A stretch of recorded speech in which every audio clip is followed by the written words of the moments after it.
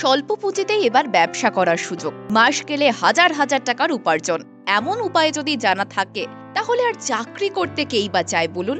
আর তাছাড়া যেভাবে বেকারত্ব মাথাচাড়া দিচ্ছে, তাতে চাকরি করার প্রতি অনীহা দেখা দিচ্ছে অনেকের মধ্যেই।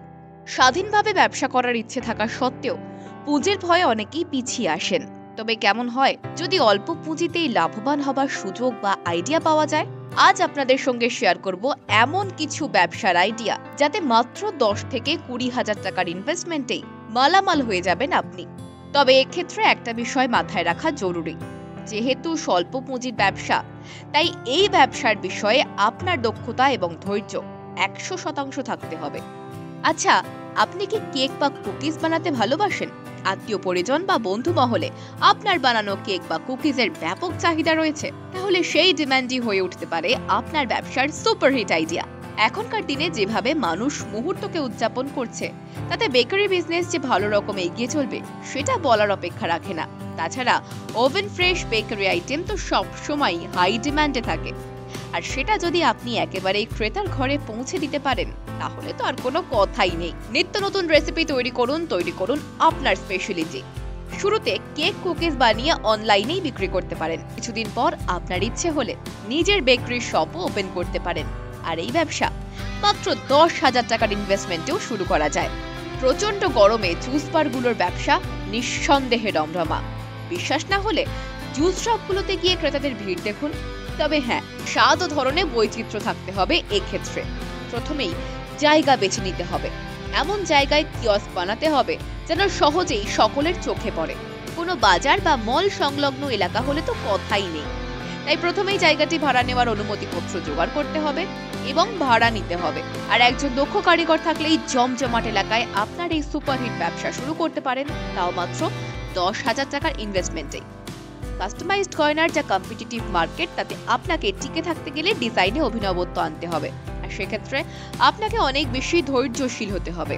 এই ধরনের গয়না তৈরির উপকরণ কলকাতার বড় বাজারে সহজেই পাওয়া যায়। আর মাত্র 10,000 টাকার ইনভেস্টমেন্টে শুরু করা যাবে এই ব্যবসা। প্রথমেই অনলাইনে বিক্রি শুরু করুন। তবু নিজস্ব আউটলেটের স্বপ্ন তো থাকেই। তাই যদি অফলাইনে নিজের শোরুম তৈরি করতে চান, সেক্ষেত্রে আপনাকে 20 থেকে 25,000 টাকার ইনভেস্টমেন্ট করতে হবে দোকান ঘরের ভাড়া বাবদ। চাকরিজীবী এবং ব্যাচেলারদের জন্য অন্যতম একটি সমস্যা হচ্ছে দুপুরের লাঞ্চ।